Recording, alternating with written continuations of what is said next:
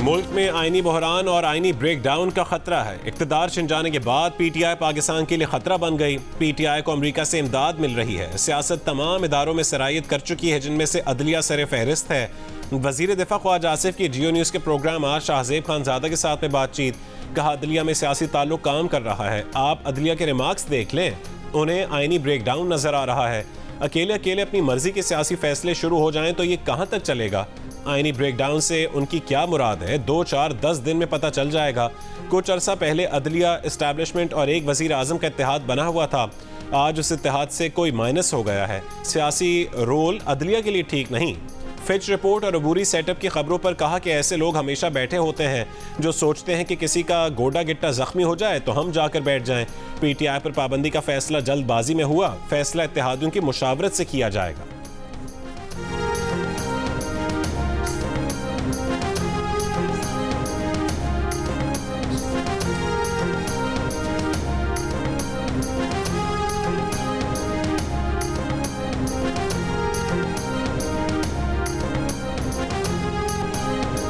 मुल्क में इलेक्शन मंसूख करार दिए जाने की बात हो रही है। सरगोशियां ये भी हो रही हैं कि अक्टूबर में अदालत में इलेक्शन से मुतालिक दरखास्त आ जाए तो निमट लेंगे। वजीर दिफा ख्वाजा आसिफ का इंकशाफ। कहा कि मुल्क में गैर यकीनी माहौल है, जिसमें सियासतदानों के साथ साथ अदलिया का भी हिस्सा है। इलेक्शन मंसूख करने की बात हो रही है, मगर हम ऐसी किसी सूरत हाल का भरपूर दिफा करेंगे। इलेक्शन के नतीजे में हमें जो स्पेस मिली है उसके एक एक इंच का दिफा करेंगे। इस सिलसिले में हमारे पास जो दवा मौजूद है इस्तेमाल करेंगे। सूरत हाल 10 दिन में नॉर्मल हो जाएगी और मुस्बत अंदाज में नॉर्मल होगी।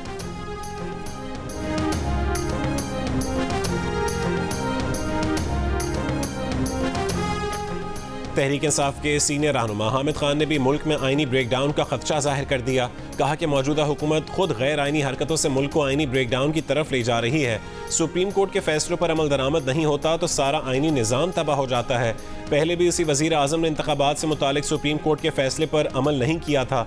जियो न्यूज़ के प्रोग्राम आज शाहजेब खानजादा के साथ में गुफ्तगू करते हुए हामिद खान ने कहा कि सुप्रीम कोर्ट में एडहॉक जजेस की तैनाती गलत और बदनीयती पर मबनी इकदाम है। माजी में गलत फैसले करने के लिए एडहॉक जजेस को इस्तेमाल किया गया। पाकिस्तान बार काउंसिल में कुछ लोग हैं जो एस्टैब्लिशमेंट की लाइन को लेकर आगे बढ़ रहे हैं। वो वकीलों की नुमाइंदगी नहीं कर रहे।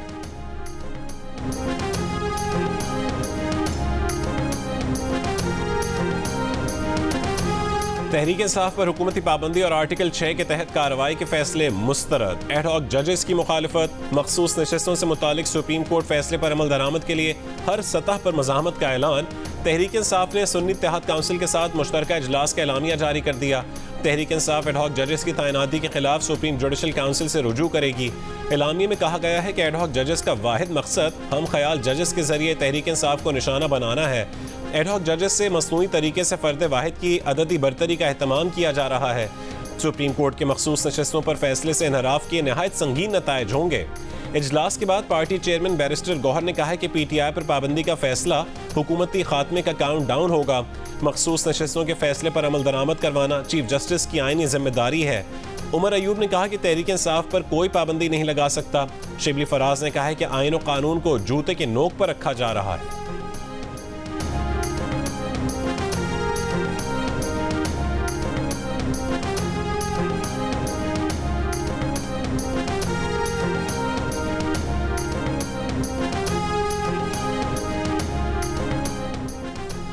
वफाकी वज़ीर कानून आज़म नज़ीर तारड़ ने कहा है कि 8 जजेस ने मखसूस नशस्तों के केस में आइन को री राइट किया। सुप्रीम कोर्ट के हालिया फैसले से एक जमात को मजबूत होने का मौका दिया गया है। जिन MPAs को सुने बगैर घर भेजा गया वो भी रिव्यू में आ रहे हैं। टीवी इंटरव्यू में आज़म नज़ीर तारड़ ने कहा कि पीटीआई रहनुमाओं पर आर्टिकल 6 लगाने का मामला पार्लियामेंट में लाया जा सकता है। ये जेन्युइन केस है। अदालत भी कह चुकी है कि तहरीक इंसाफ ने असेंबलियां तहलील करके गैर आइनी कदम उठाया। आर्टिकल 6 के हवाले से पार्लियामेंट में बहस हो सकती है। वज़ीर कानून ने वाज़ेह किया है कि तहरीक इंसाफ तहरीक अदम एतमाद पर इजलास तलब नहीं कर रही थी। उनकी ज़ाती राय में एडहॉक जजेस तैनात होने चाहिए। आइन उसकी इजाज़त देता है। दूसरी जानिब सुप्रीम कोर्ट के फैसले से मखसूस नशस्तों के मुअत्तल अरकान का ज़ाती तौर पर अदालत जाने का फैसला।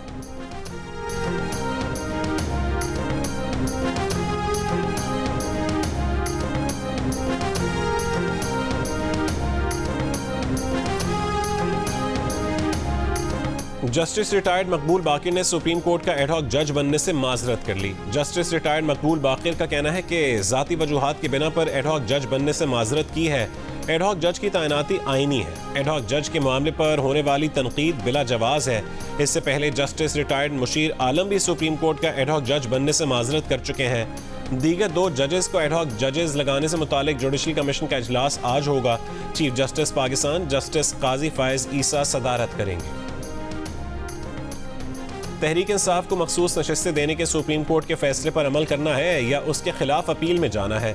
इलेक्शन कमीशन का इजलास नतीजे पर पहुंचे बगैर खत्म। इजलास आज फिर होगा। जराए के मुताबिक आज सेक्रेटरी इलेक्शन कमीशन और लीगल विंग्स के हुक्काम ने इलेक्शन कमीशन को ब्रीफिंग दी। फैसले पर अमल के लिए मुख्तलिफ पहलुओं पर गौर किया गया। आज के इजलास की सदारत सीनियर मेंबर इलेक्शन कमीशन ने की। Chief election commissioner video link पर इजलास में शरीक थे। अवैस लगारी साहब IPPs का डाटा शेयर करें। साबिक वफाकी वजीर गौहर एजाज का मौजूदा वजीर तवानाई से मुतालबा। कहा कि उनकी जिन बातों को बेखबरी करार दिया जा रहा है वो हकीकत है।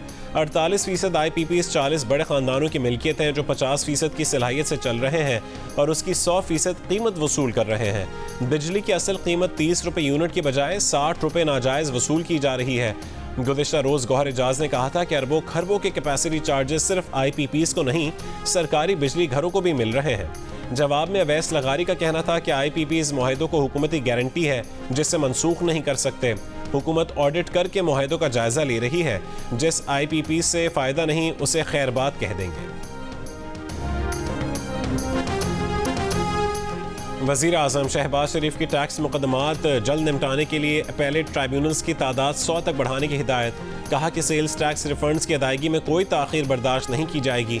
FBR डिजिटाइजेशन के मुस्बत नताइज सामने आना शुरू हो गए। 4 महीने में टैक्स रिफंड में 800 अरब रुपये का फ्रॉड पकड़ा गया। टैक्स रिफंड का निज़ाम मज़ीद बेहतर बनाएंगे। इस्लाहात के मुतालिक FBR के कई मनसूबों में गैर ज़रूरी ताख़ीर इंतहाई अफसोसनाक है।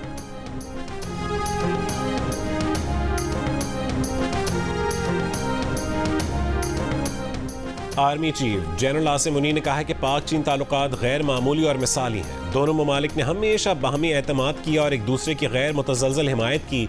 बाहमी एतमाद से स्ट्रेटेजिक माहौल के उतार चढ़ाव का सामना किया है। GHQ में चीन की पीपल्स लिबरेशन आर्मी की सालगिरह की तकरीब से खिताब में कहा कि पाक फ़ौज और पीपल्स लिबरेशन आर्मी के दरमियान ताल्लुकात मजबूत हैं। पाक फ़ौज दहशत गर्दी का मुकाबला करने में हमेशा आगे रही है। पाक चीन अफवाज 2 तरफ़ा फ़ौजी ताउन जारी रखे हुए हैं। तकरीब के मेहमान खुसूसी चीनी सफ़ीर ने कहा कि दहशत गर्दी से निमटने के लिए अपने भाइयों के साथ मिलकर काम करने को तैयार हैं। पाक फ़ौज ने पाकिस्तान और ख़ित्ते के अमन इस्तेहकाम के लिए बड़ी कुर्बानियाँ दी हैं। कोई भी ताकत पाक चीन दोस्ती और अफवाज के दरमियान भाईचारा ख़त्म नहीं कर सकती।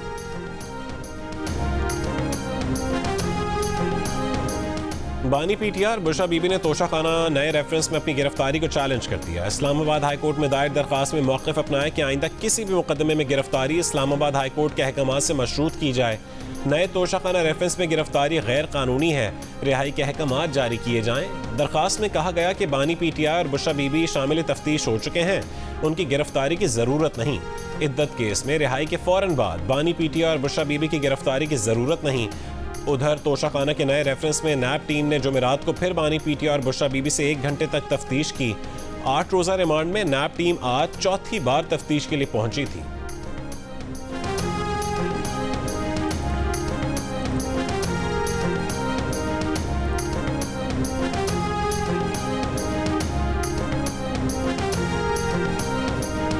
नैब की जानिब से बानी PTI के खिलाफ 190 मिलियन पाउंड स्कैंडल में ज़िमनी रेफरेंस दायर की जाने का इम्कान। ज़राए के मुताबिक ज़िमनी रेफरेंस में बुशरा बीबी को भी बाज़ाब्ता तौर पर मुल्ज़िमा नामजद किए जाने का इम्कान है।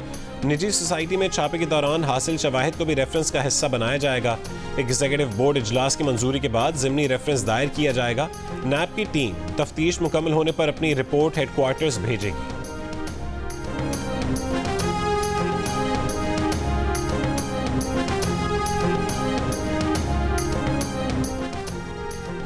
वफाक की जानिब से सनम जावेद को गिरफ्तार न करने की यकीन दहानी। इस्लामाबाद हाई कोर्ट ने सनम जावेद की दरख्वास्त निपटा दी। जस्टिस मियां गुलशन औरंगजेब की सनम जावेद को सोशल मीडिया पर मोहतात रवैया अपनाने की हिदायत। रिमार्क्स दिए कि सनम जावेद पंजाब में अपने घर जाने के लिए आज़ाद हैं। दूसरी जानिब FIA ने सनम जावेद को मुकदमे से खारिज करने के लिए डिस्ट्रिक्ट एंड सेशन कोर्ट से रुजू कर लिया। जज अफजल मजोका ने रिमार्क्स दिए कि इस्लामाबाद हाई कोर्ट का तहरीरी फैसला आ जाए फिर इसको आगे बढ़ाएंगे। समाअत आज फिर होगी।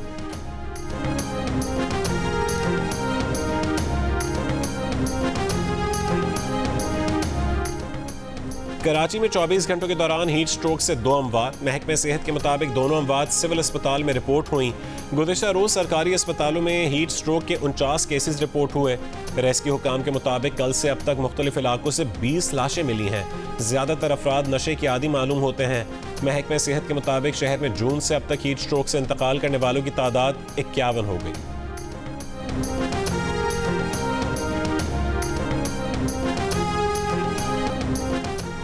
अमरीकी सदर जो बाइडेन ने सदारती इंतखाब की दौड़ से बाहर होने का मशरूत इशारा दे दिया। एक इंटरव्यू में कहा है कि अगर डॉक्टर ने उन्हें बताया कि तिब्बी मसाइल पेचीदा नौयत के हैं तो वह सदारती दौड़ से बाहर हो सकते हैं। सदर बाइडेन कोरोना में मुब्तला हो गए, उन्हें वैक्सीन भी लगा दी गई। व्हाइट हाउस के मुताबिक वो आइसोलेशन में सदारती फ़राइज़ सर अंजाम दे रहे हैं। 81 साल अमरीकी सदर पर डोनाल्ड ट्रंप से पहले मुबाहिसे के बाद से अपनी ही सियासी जमात के मुतादिद रहनुमाओं की जानिब से सदारती दौड़ से दस्तबरदार होने का दबाव है।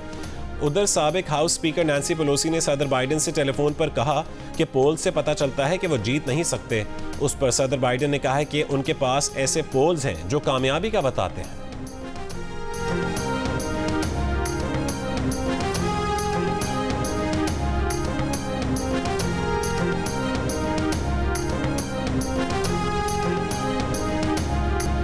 अमरीकी सीक्रेट सर्विस की डायरेक्टर पर रिपब्लिकन अरकान कांग्रेस के सवालात की बौछार। सेनेटर मार्शा ब्लैकबर्न का किम्बरली से मुस्ताफी होने का मुतालबा। सेनेट ब्रीफिंग में इंकशाफ हुआ कि सीक्रेट सर्विस ट्रंप के स्टेज पर आने से 10 मिनट पहले खतरा भांप चुकी थी, फिर भी ट्रंप को स्टेज पर आने दिया गया। हमला रोकने में नाकामी पर डायरेक्टर सीक्रेट सर्विस पूछगछ के लिए 22 जुलाई को हाउस कमेटी के सामने पेश होंगी।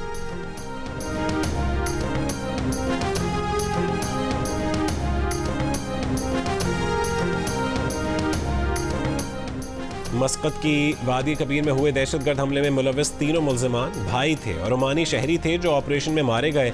ओमानी पुलिस की इब्तदाई तहकीकात। पुलिस के मुताबिक हमलावर भाई गुमराह को नजरियात से मुतासिर थे। 16 जुलाई की रात वादी कबीर पर हमले में 5 अज़ादार और 1 पुलिस एहलकार जाँ बहक हुए। 2 पाकिस्तानियों की मैयत वतन रवाना कर दी गई। हुकूमती इत्तेहादी MQM ने पावर सेक्टर की सूरत हाल को बद इंतजामी करार दे दिया। मुस्तफ़ा कमाल ने कहा है कि पावर सेक्टर की मिस मैनेजमेंट कौमी सलामती का मसला बन चुकी है। ₹8.5 का यूनिट कैपेसिटी पेमेंट, करप्शन और चोरी की वजह से ₹34 में मिल रहा है। मुल्क की तरक्की के लिए 1400 अरब रुपए और IPPs को 1700 अरब रुपए दिए जा रहे हैं। किसी बाबू और सियासतदान ने जेब में रकम डालकर ये मुआहदे किए। ये मुआहदे मजीद नहीं चल सकते। लोकल IPPs को बुलाकर कैपेसिटी चार्जेस की शिक खत्म की जाए। पाकिस्तान से बड़ी बड़ी कंपनियां क्यों जा रही हैं? कौमी असम्बली की कायमा कमेटी बराए पेट्रोलियम के इजलास में रकीन का सवाल। वफाकी वजीर पेट्रोलियम मुसद्दिक मलिक ने बताया कि आलमी कंपनियां उधर रुख करती हैं जहां कारोबार करना आसान हो। पाकिस्तान में तेल और गैस की तलाश के लिए सिक्योरिटी का खर्चा भी मसला है। जिन इलाकों में कंपनियों ने तेल और गैस तलाश करना होता है वहाँ सिक्योरिटी पर भी खर्च होता है। इजलास में वजारत तवानाई के DG गैस से इंकशाफ किया है कि मुल्क में सालाना 40 अरब रुपए की गैस चोरी होती है। 25 अरब रुपए से ज़्यादा गैस चोरी सुई सदरन में होती है। गैस सेक्टर का गर्दिशी कर्ज 2000 अरब रुपए है। LNG बेचना हमारे लिए मसला बन रहा है। पावर सेक्टर पूरी LNG उठाए या उसका कोई हल ढूंढना होगा।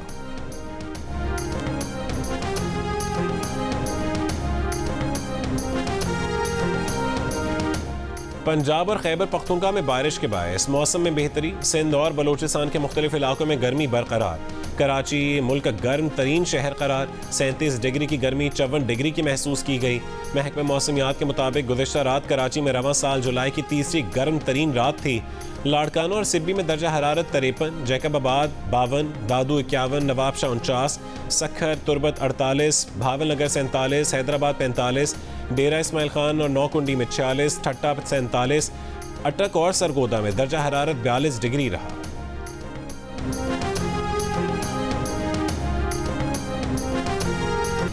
लाहौर, शेखुपुरा, गुजरात, जेहलम और हाफिजाबाद समेत पंजाब के मुख्तलिफ शहरों में बारिश। नशीबी इलाके ज़ेर आब आ गए। गुजरात में बारिश के बायस मकान की छत गिरने से 2 अफराद जान बहक हो गए। 4 सद्दा में भी मकानात गिरने से 2 अफराद जान बहक। आज़ाद कश्मीर के इलाकों समहानी और भिम्बर में भी मूसलाधार बारिश। बलूचिस्तान में कोहे सुलेमान, शेरानी और दाहनासर में कई घंटे तक मूसलाधार बारिश हुई। लैंड स्लाइडिंग से योब, DI खान शाहराह बंद। कोहे सुलेमान के बालाई मकाम दाहनासर में लैंड स्लाइडिंग का मलबा हटाने का काम जारी। हेवी मशीनरी से भारी चट्टानें हटा दी गईं। छोटी मुसाफिर गाड़ियों को रेस्क्यू कर लिया गया। रात से फंसी मुसाफिर बसों और दीगर ट्रांसपोर्ट को भी क्लियर किया जाएगा। बलूचिस्तान को खैबर पख्तूनख्वा से मिलाने वाली N50 शाहराह की बहाली का काम भी जारी है।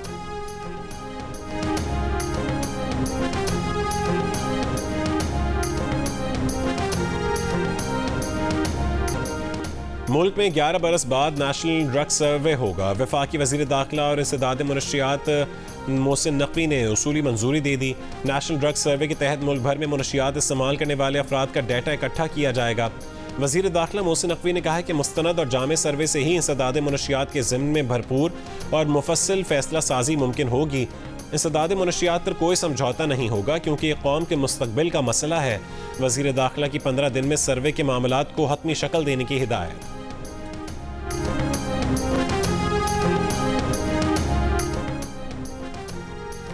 बांग्लादेश में सरकारी मुलाजमतों के कोटा सिस्टम के खिलाफ एहतजाज जारी। मुजाहिरीन ने सरकारी TV की इमारत और बॉर्डर गार्ड्स की गाड़ी को आग लगा दी। पुलिस से झड़पों में सहाफ़ी समेत मुतादिद मुजाहिरीन हलाक। कई रोज से जारी एहतजाज में हलाकतों की तादाद 32 हो गई। 2500 से ज़्यादा जख्मी हैं। हुकूमत का मुजाहिरीन से मुज़ाकरात का ऐलान।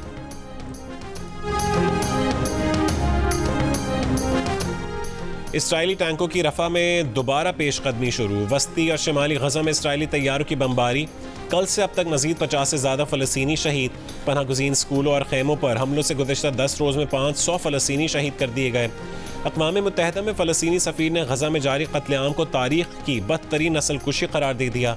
इसराइली पार्लियामेंट ने फ़लस्तीनी रियासत के क़याम के खिलाफ करारदाद मंजूर कर ली।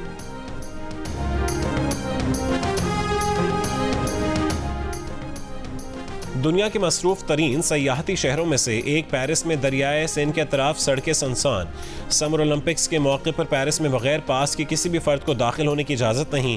सिर्फ रिहायशियों को शनाख्त के बाद दाखिले की इजाज़त है। 26 जुलाई को दरियाए सीन में दर्जनों कश्तियाँ हज़ारों खिलाड़ियों और फनकारों को इफ्तिताही तकरीब में लेकर जाएंगी। ओलंपिक्स की इफ्तिताही परेड पेरिस कैथीड्रल से शुरू होगी। पुलों और गेटवे से गुजरती हुई आईफिल टावर के करीब पहुँचेगी। समर ओलंपिक्स 11 अगस्त तक जारी रहेंगे।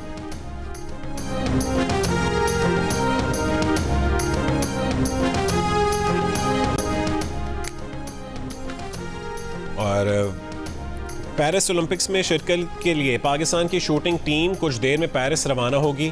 शूटर गुलाम मुस्तफ़ा बशीर कराची, कशमाला तल्लत और गुलफाम जोसेफ इस्लामाबाद से रवाना होंगे। दस्ते में शरीक 2 तैराक अहमद दुरानी और जहां आरा नबी 22 जुलाई, जबकि जावलिन थ्रोअर अरशद नदीम और स्प्रिंटर फ़ायका रियाज 24 जुलाई को जाएंगी। पेरिस ओलंपिक्स की इफ्तिताही तकरीब 26 जुलाई को होगी। और विमेंस एशिया कप क्रिकेट आज से श्रीलंका में शुरू होगा। ट्रॉफी की रोनुमाई हो गई है। पहले रोज़ पाकिस्तान के रवायती हरीफ भारत से मुकाबला होगा। नेपाल का मुकाबला अरब अमारात से होगा।